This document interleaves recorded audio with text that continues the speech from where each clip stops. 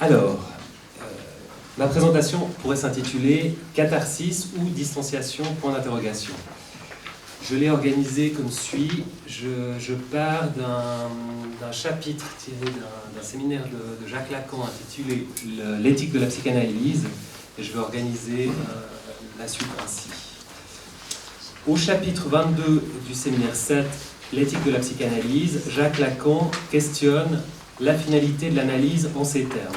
Je le cite. Vous avez toutes les citations. J'ai un peu résumé, vous verrez cette partie du chapitre. Premièrement, la fin de l'analyse est-elle ce que l'on nous demande? Ce que l'on nous demande, il faut l'appeler d'un mot simple, c'est le bonheur. Fin de la première citation. Donc, Lacan va parler d'Aristote et mentionner que chez Aristote, je le cite, il y a une discipline du bonheur, une vertu qui est loin d'être seulement un juste milieu, un procès lié au principe de l'évitement de tout excès, mais qui doit permettre à l'homme de choisir ce qui raisonnablement peut le faire se réaliser dans son bien propre. Fin de citation. Ensuite, Lacan va mentionner qu'il ne s'agit pas du tout de ça en psychanalyse. Il mentionne qu'il peut y avoir une sublimation du désir, c'est-à-dire, il utilise ce terme, une satisfaction de la tendance sans refoulement et via un déplacement de l'objet du désir. Toutefois, au final, l'analyse permet simplement à l'analysant d'être averti dans son désir. Dans ce passage, Lacan mentionne trois choses. La psychanalyse ne permet pas un accès au bonheur. Le dit bonheur chez Aristote fait appel au juste milieu et à l'aptitude de l'homme à faire des choix raisonnables. Pas du tout dans ce cas de figure-là. Et encore moins, je dirais, en pédopsychiatrie, où je suis de formation pédopsychiatrique, que les enfants, c'est très pulsionnel. Lacan sous-entend que l'homme ne cherche pas son bien, qu'il n'est pas un être raisonnable, mais un être pulsionnel qui tente de retrouver sans cesse un objet perdu à tout jamais. Ainsi, la psychanalyse permettrait au sujet d'être conscient de son désir, de sa recherche de l'objet perdu. Pour illustrer cette question de l'objet perdu, je parle de manière générale, c'est toujours délicat de parler de passion, de confidentialité. Je pense à plusieurs de mes petits patients qui sont pris dans un fantasme d'omnipotence, de toute puissance, qui se répètent et qui rend difficile la vie familiale et scolaire. Enfin, en deux mots, ils sont un peu insupportables et ils en souffrent. Et certains même demandent à venir voir le psy. Dans le travail d'investigation, on va pouvoir mettre en évidence parfois des expériences de jouissance, de toute puissance. Par exemple, un enfant qui arrive qui finalement saute une classe et qui a le désir d'être plus fort que les autres, ça va encore plus l'agiter, donc son fantasme trouve une réalisation dans les réalités et devient insupportable. Et le fait de situer ce problème, de le nommer et de montrer l'écart qu'il y a entre le fantasme de l'enfant et la réalité, ça permet de faire quand même un peu chuter le symptôme et puis de border cette fonctionnalité de l'enfant. Voilà, juste pour cet exemple. Dans mon intervention, je vais discuter de cette opposition entre discipline du bonheur et désir averti, en m'appuyant sur l'évolution de la pensée de Freud, ainsi que sur la théorisation du théâtre. Cette opposition dialectique s'observe à plusieurs niveaux. Déjà chez Freud et dans les théorisations théâtrales, donc la poétique d'Aristote et le petit organon, texte qui nous intéresse. Avant de commencer de poursuivre, soulignons que Lacan fait mention de la poétique d'Aristote tout au long de son séminaire 7 et que Freud fait usage du terme de catharsis dans le premier chapitre des études sur l'hystérie. Je vais aussi quand même vous citer ce fameux passage faux quand même sur la catharsis dans la poétique d'Aristote. Donc ça, vous l'avez quelque part. Donc la tragédie est l'imitation d'une action de caractère élevé et complète, d'une certaine étendue, dans un langage relevé d'assaisonnement d'une espèce particulière, suivant les diverses parties. Imitation qui est faite par des personnages en action et non au moyen d'un récit, et qui, suscitant pitié et crainte, opère la purgation, donc la catharsis, propre à pareilles émotions. Fin de citation. Je vais enchaîner avec Freud. Donc, je vais parler un peu des études sur l'hystérie. Ensuite, donc, qui a été écrit en 1895. Ensuite, je vais parler d'un texte qui a été écrit en 1920, qui est au-delà du principe de plaisir, mais de manière très résumée. J'arrive aux conclusions, parce qu'on n'aurait pas assez de temps. Et je vais parler aussi du malaise dans la culture, un texte qu'il a écrit en 1930. Commençons avec les études sur l'hystérie. À partir du traitement de patients hystériques, Freud élabore avec Joseph Breuer, qui s'est ensuite séparé de Freud, divergence concernant la causalité sexuelle des névroses, une première conceptualisation, Freud élabore une première conceptualisation de sa thérapeutique. La reviviscence de l'événement traumatique lors de la talking cure, c'est un terme qui est utilisé par Anna Hu, qui est une patiente de Breuer, qui d'ailleurs c'est décrit dans les études sur l'hystérie. Donc cette reviviscence de l'événement traumatique amène une levée du symptôme. Je vais vous parler d'une très brève histoire qui se trouve dans une histoire de malade, comme Freud l'indique, comme le nomme. Ça concerne Katharina. C'est une jeune fille d'environ 18 ans que Freud rencontre lors d'une excursion à la montagne. Elle souffre d'accès d'angoisse, de difficultés respiratoires, avec quelquefois des sensations d'étouffement. Elle peut imaginer que quelqu'un est derrière elle et va la saisir subitement, ou bien elle peut présenter l'hallucination d'une tête effrayante. Donc Freud, sur le banc de cette auberge, charmante auberge dans les Alpes viennoises, enfin bref, autrichiennes, pardon, et plutôt autrichienne, longtemps que je suis plus retourné à Vienne, et il discute comme ça à bâton rompu avec elle, et puis il met en évidence deux événements traumatiques à caractère sexuel. Donc on apprend que la jeune fille a été séduite quelques années auparavant par son propre père, et puis plus tard, elle découvre son père couché nu dans un lit avec sa cousine. C'est à partir de là, paf, que se développe sa symptomatologie d'angoisse. Et Freud mentionne, voilà, que c'est une discussion, brève discussion, mais que ce dialogue, enfin pour lui, a apporté quand même à la jeune fille un amendement de ses symptômes. Je vais vous citer quelques passages des études sur l'hystérie au chapitre 1, qui a été écrit conjointement par Freud et Breuer. Je cite. Ça illustre vraiment la chose. À notre très grande surprise, nous découvrîmes en effet que chacun des symptômes hystériques disparaissait immédiatement et son retour quand on réussissait à mettre en pleine lumière le souvenir de l'incident déclenchant, à éveiller l'affect lié à ce dernier. Donc il y a ce matching, si on veut, entre l'idée, enfin représentation et l'affect, qui permet une décharge. Et quand ensuite le malade décrivait ce qui lui était arrivé de façon fort détaillée et en donnant à son émotion une expression verbale. Plus loin dans ce même chapitre est abordée la réaction d'un sujet suite à un événement traumatique. Je cite. Dans les cas où cette réaction s'effectue à un degré suffisant, une grande partie de l'affect disparaît. Nous appelons ce fait d'observation journalière se soulager par les larmes ou décharger sa colère. Quand cette réaction se trouve entravée, l'affect reste attaché au souvenir. Un peu plus loin, là j'ai un peu coupé, la réaction du sujet qui subit quelques dommages n'a d'effet réellement cathartique que lorsqu'elle est vraiment adéquate, comme dans la vengeance. Mais l'être humain trouve dans le langage un équivalent de l'acte, c'est génial, grâce auquel l'affect peut être abréagi à peu près de la même façon. Dans d'autres cas, ce sont les paroles elles-mêmes qui constituent le réflexe adéquat. Par exemple, les plaintes, la révélation d'un secret pesant, donc la confession.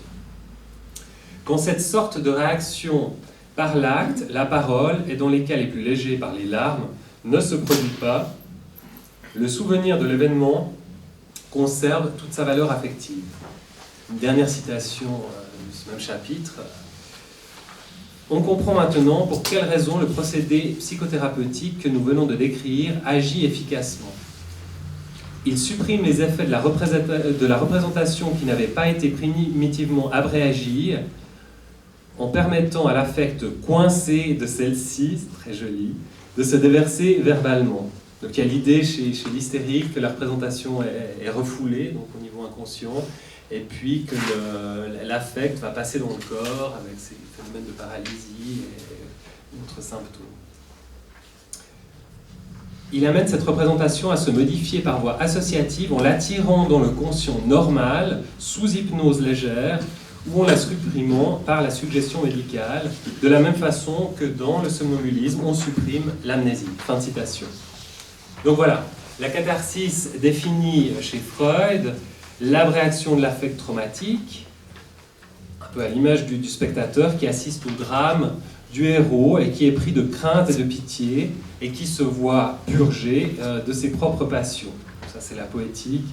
Et puis, pour les personnes qui s'intéressent à la médecine hippocratique, enfin, on sent vraiment un peu, il y a certainement j'imagine des choses ont dû être écrites sur la théorie des humeurs et puis comment on purge, enfin, une théorie quand même des humeurs qui a une influence jusqu'à récemment. Enfin, une de mes patientes me disait qu'étant jeune, elle était hors d'Europe, mais elle avait subi une saignée, enfin, une purge, quelque chose. Donc c'est vraiment quelque chose d'incroyable, je trouve. Donc dans les deux cas, chez Freud et chez Aristote, une référence implicite est faite à un principe d'équilibre. La nomination de l'affect permet l'opération purgative, selon Freud. Une telle structure dialectique se retrouvera plus tard dans sa théorisation du rêve, donc il l'écrit en 1899, en 1900, il a été publié en 1900, donc l'interprétation des rêves. Donc le rêve, le but du rêve, ça permet un compromis entre conscient et inconscient, ça permet une réaction masquée du désir interdit. Donc il y a l'idée, il parle dans le rêve des phénomènes de condensation et de déplacement. Enfin, il y a même quelque chose, je ne sais plus s'il fait même allusion au théâtre dans l'interprétation des rêves. Il y a quelque chose qui est déplacé, ce qui fait que la censure, le moi pourra rien comprendre à tout ça, mais on va quand même réaliser, et puis ce désir inconscient qui est interdit, et puis finalement ça va permettre à la personne de dormir. Parce que, je le dis, ça introduit la suite, justement, là du principe de plaisir. Il renverse la chose. Soulignons que chez Aristote, cet état d'équilibre, de juste milieu, semble plutôt résider dans un processus d'identification, d'empathie, autrement dit dans une opération de type imaginaire. À cette première ébauche de l'appareil psychique succède dans l'œuvre de Freud, 20 ans plus tard, celle d'un au-delà. Je fais référence à au-delà du principe de plaisir. Et Freud, c'est un magnifique texte qui est absolument incroyable, où justement il essaye de rendre figurable sa théorie, qui est fort complexe, donc il va utiliser, c'est un texte de 80 pages, mais qui est incroyable. Il utilise un peu le savoir embryologique de son époque, il fait des références aussi à des poètes de son époque, enfin il essaye d'appuyer, d'avancer dans sa théorie en prenant appui sur différents auteurs, poètes et scientifiques. Donc il dit au tout début que le principe de plaisir, donc juste définition, le principe de plaisir, c'est l'ensemble de l'activité psychique qui a pour but d'éviter le déplaisir et de procurer le plaisir. C'est-à-dire, le but c'est de réduire la quantité d'excitation. C'est ça, c'est pas de l'augmenter, c'est de la faire baisser. Et pour lui, donc le principe de plaisir, finalement, il ne domine pas l'appareil psychique, contrairement à ce qu'on pouvait entendre dans les interprétations des rêves. Il observe aussi qu'il y a trois contraintes, il nomme 3 contraintes de répétition, toujours au-delà du principe de plaisir. Il parle des cauchemars justement observés dans les névroses de guerre. C'est finalement vraiment l'antithèse de la finalité régulative du rêve. Donc finalement le cauchemar empêche de dormir. Et puis, sans entrer trop dans le détail, il va parler d'une tentative de lier une énergie libre. Enfin, je passe ces détails.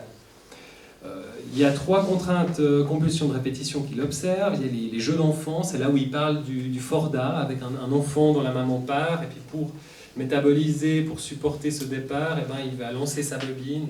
C'est une observation que Freud a faite avec son petit-fils, et puis son petit-fils disait « oh », et donc en allemand ça fait « forte », et puis quand la bobine revenait, il disait « ah », donc « da » ou « forda », voilà, loin, aller-retour. Il y a une autre, il parle aussi de Freud de la compulsion de répétition observée chez ses patients. Donc la compulsion de répétition, c'est un processus incoercible et d'origine inconsciente qui amène le sujet à répéter des expériences anciennes et qui sont vraiment des expériences de déplaisir.